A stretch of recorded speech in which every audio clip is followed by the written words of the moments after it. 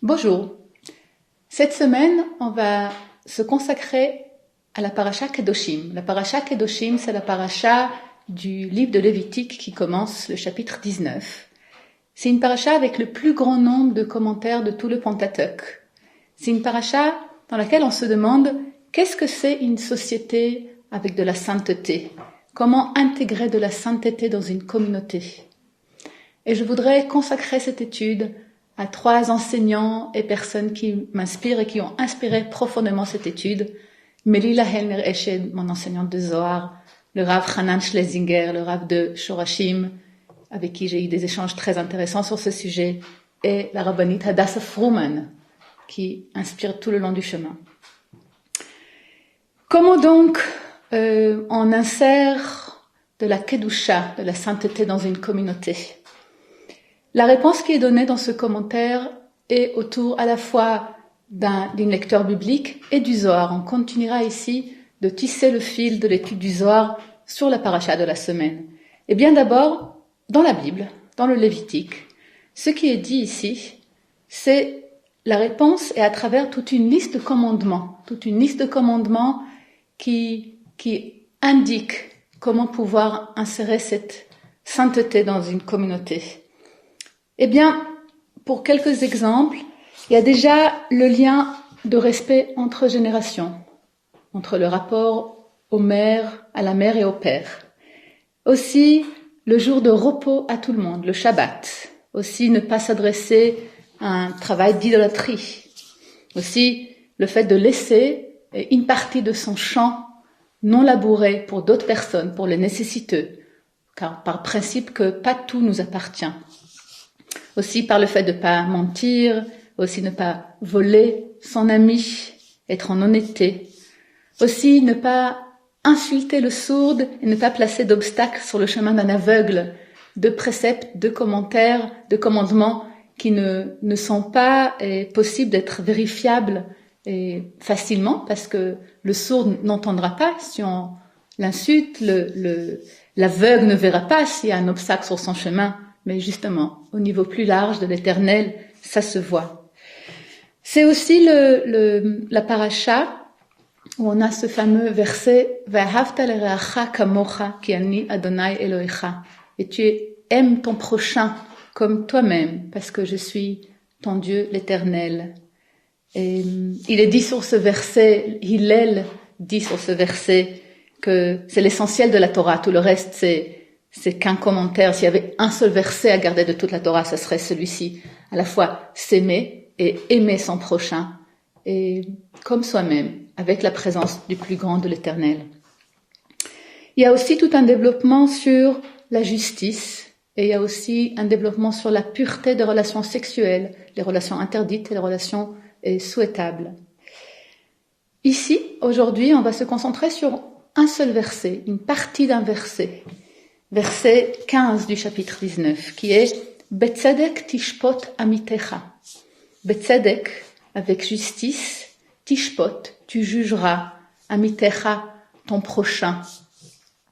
C'est traduit par la traduction du rabbinat, juge ton semblable avec impartialité. Et Shoraki dit, avec justice, tu jugeras ton concitoyen. Et donc c'est à la fois l'autre concitoyen, mais aussi le prochain au sens plus large.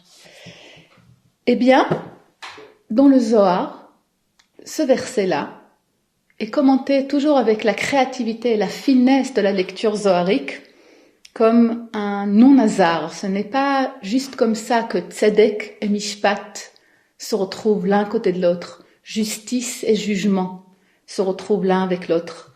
Avec justice, tu jugeras ton prochain.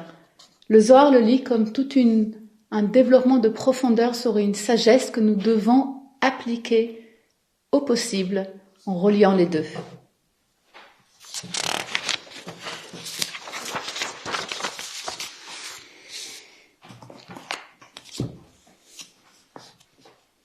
Voici la lecture de quelques petits passages du Zohar que je lirai en partie en hébreu et je traduirai en français.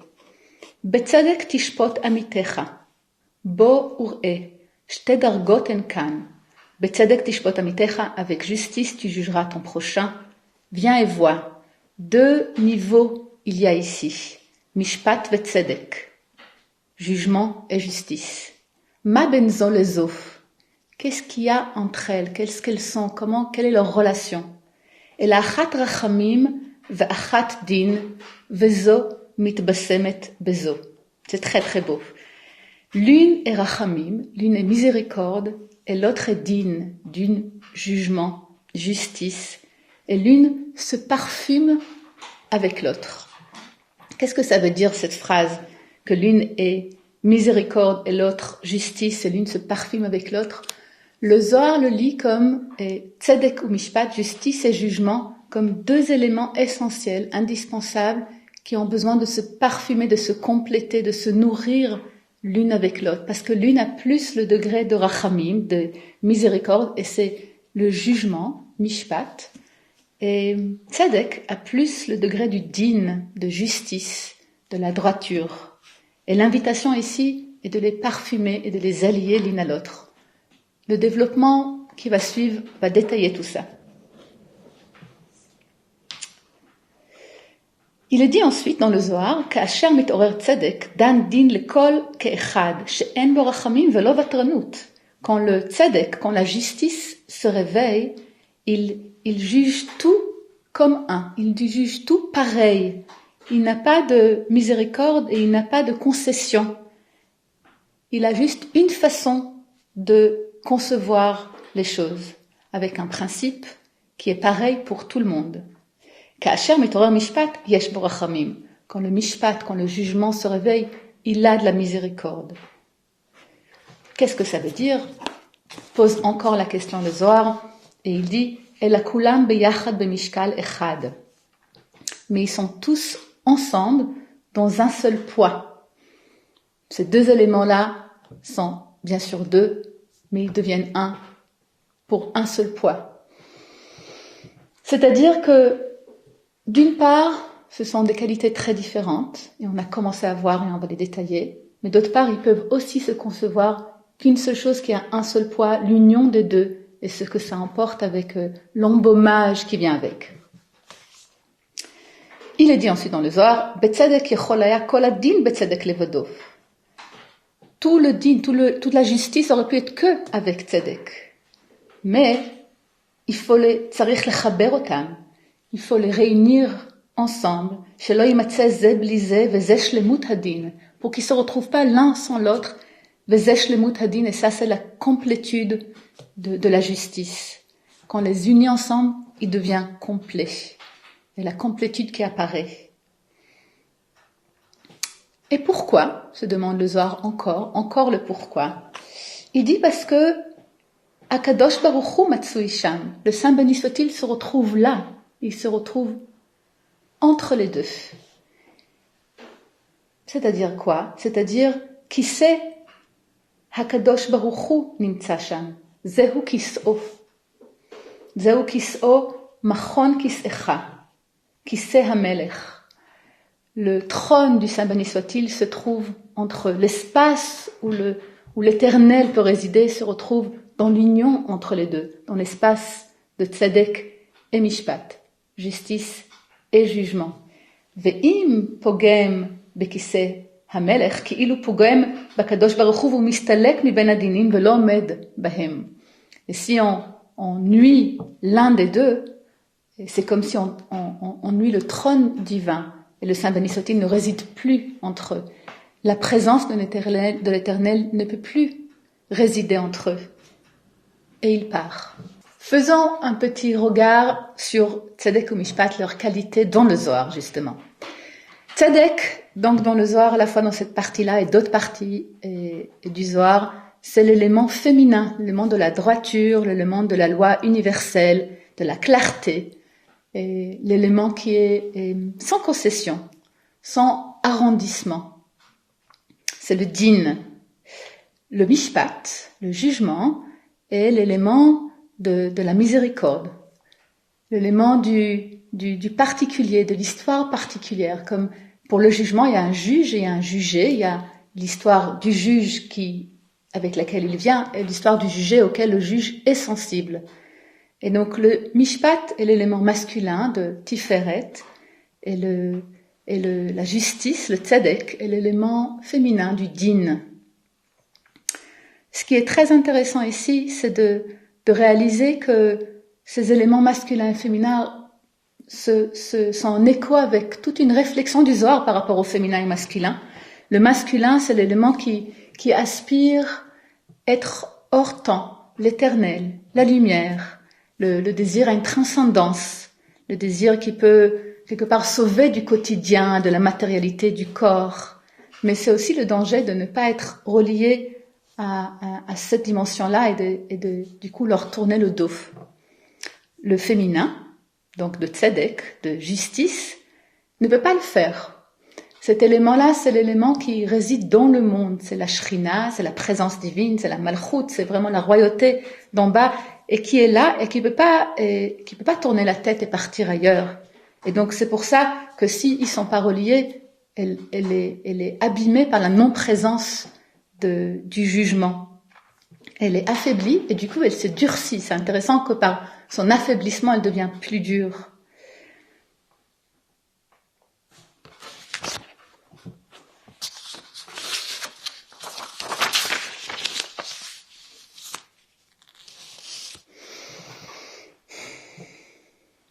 Et comment faire cet alliage? Comment faire cette reliance entre les deux?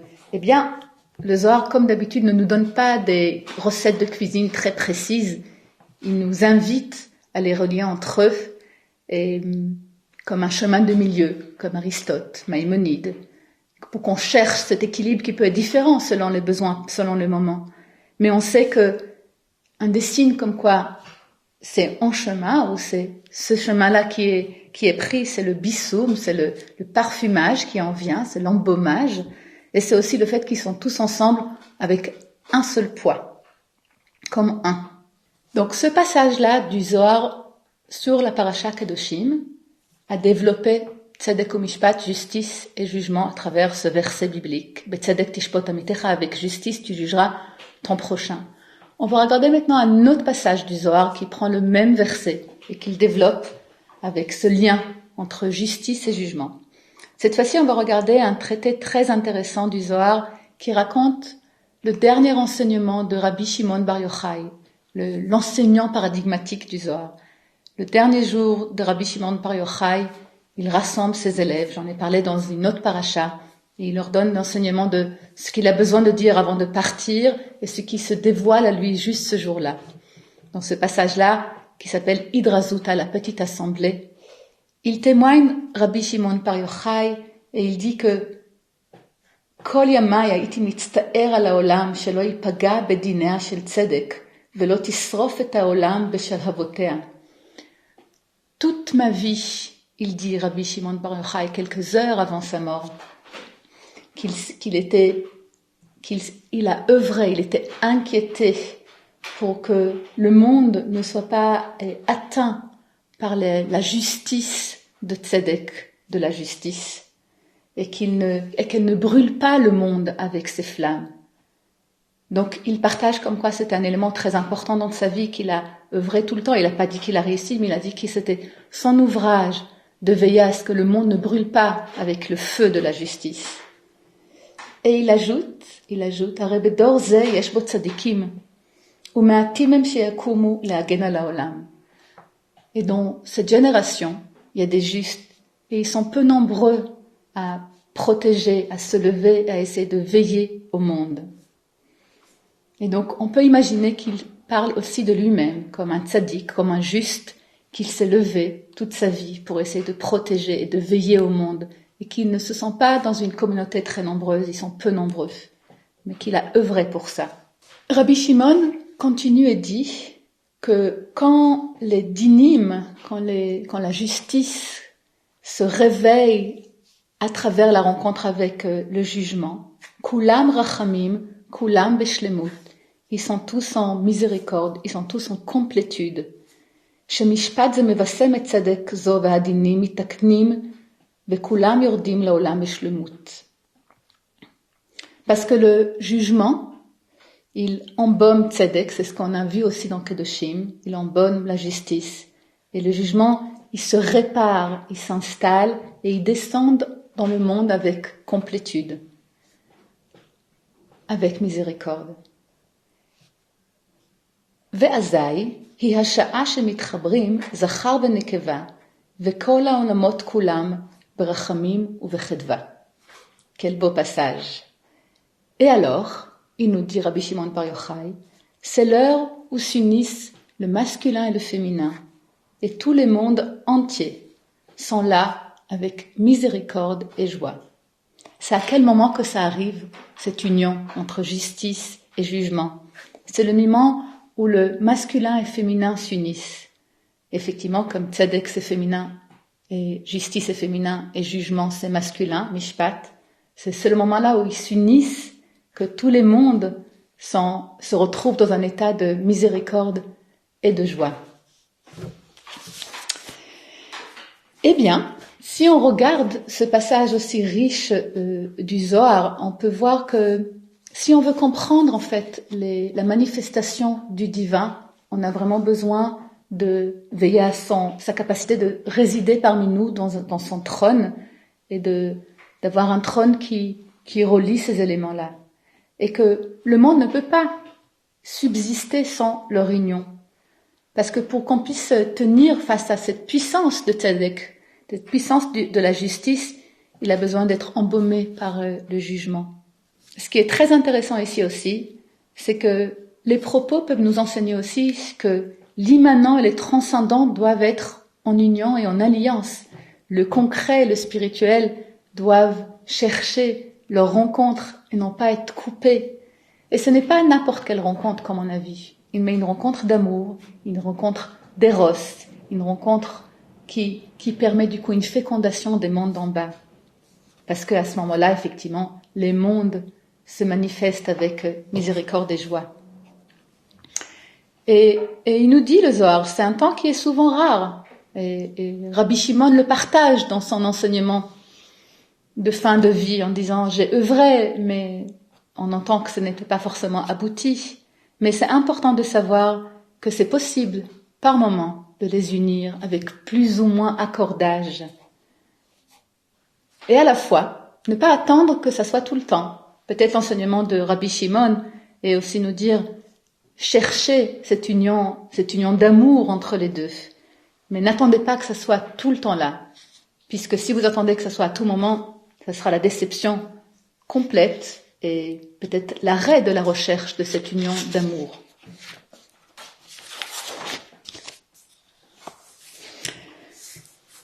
À propos de cette union d'amour entre justice et jugement, tzedek ve mishpat, le masculin et le féminin, c'est aussi un message sûrement de ne pas avoir peur de la tempête, du grand feu de tzedek, de ce grand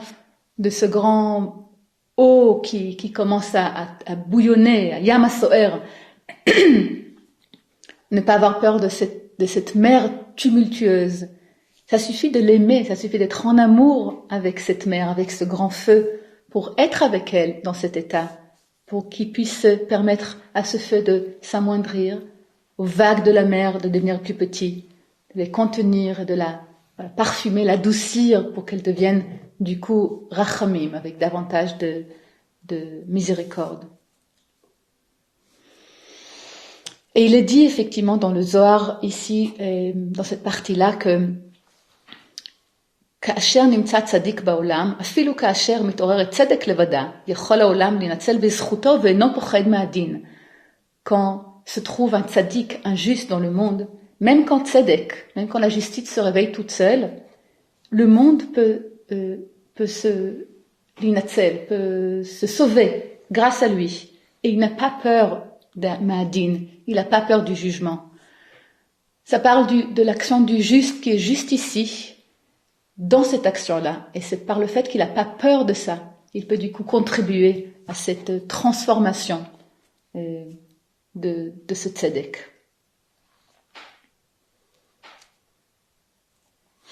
Mais effectivement, Rashi témoigne dans son témoignage de cet ouvrage qui n'a pas l'air d'être accompli.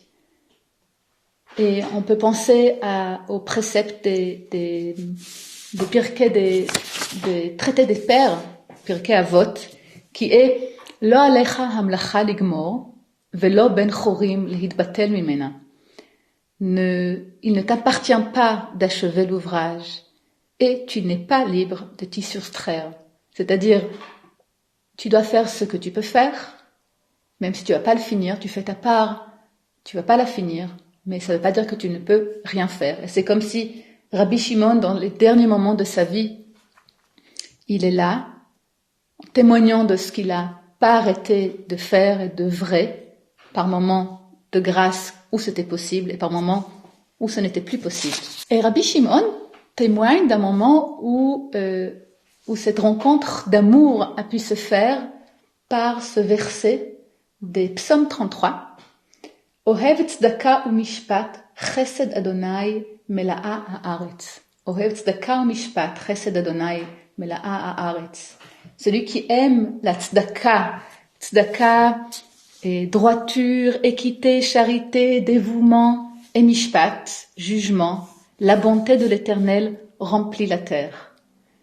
Le moment où cette union d'amour, elle peut se faire, alors là, je ne sais pas si vous l'entendez ou vous voyez, tzedek devient tzedaka. Tzedek devient tzedaka. La tzedek qui était la justice dure devient tzedaka, reçoit un hey du féminin, de l'arrondissement et de la présence divine, et qui devient du coup l'élan d'amour, l'élan de partage, l'élan de générosité, la tzedaka, la charité, et le dévouement, le don à l'autre. C'est-à-dire, par l'amour de ces deux éléments-là, ça peut permettre aussi au tzedek de transformer sa qualité de dureté en qualité de tzedaka. Et que du coup, la bonté du Saint béni soit-il remplit la terre et féconde tout cet espace. Eh bien, pour finir, pour conclure, ce qu'on a vu ici, dans la Parasha Kedoshim, c'était autour de ce verset « Betzedek tishpot amitecha » avec justice tu jugeras ton prochain, et ton prochaine, ta prochaine, qui est lu comme les deux mots qui se retrouvent ensemble dans ce verset biblique, comme une invitation à les vivre ensemble et à les unir au plus de possible. Deux mots qui nous parlent comme des ingrédients essentiels pour une durabilité, pour une présence de l'Éternel, comme l'union du masculin et féminin. Et quelle belle union d'amour, union de complétude, union qui amène shlemut, shalom, qui amène la paix. À plusieurs passages du Zohar, Kedoshim, il parle de shalom qui arrive, la paix, comme si, qu'est-ce que c'est beau, tzedek, mishpat, justice, jugement, leur union apporte aussi la paix. On a besoin de ces deux éléments pour ça. Et ça apporte de la paix à la fois dans le monde d'en haut, à la fois dans le monde d'en bas. Il y a vraiment une globalité de paix qui arrive avec la miséricorde et la joie qui vient avec. Et il nous enseigne l'importance de chacun. On a besoin de cette droiture-là, de tzedek. On a besoin de la justice avec non-concession. Et on a besoin aussi du mishpat, du jugement qui arrondit.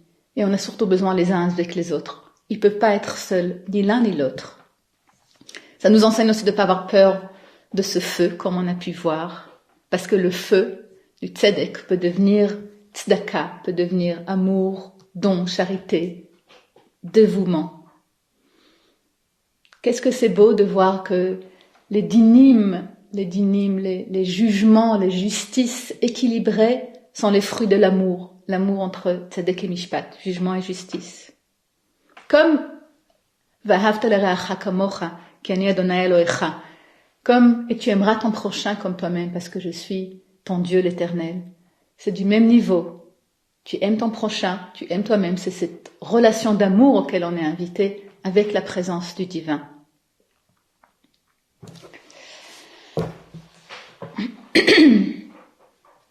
Eh bien, je veux finir cette étude en espérant que nous puissions parfumer et adoucir justice et jugement et contribuer à une reliance d'amour entre eux plus souvent pour que les mondes puisse davantage parsemer de miséricorde, de joie et de paix.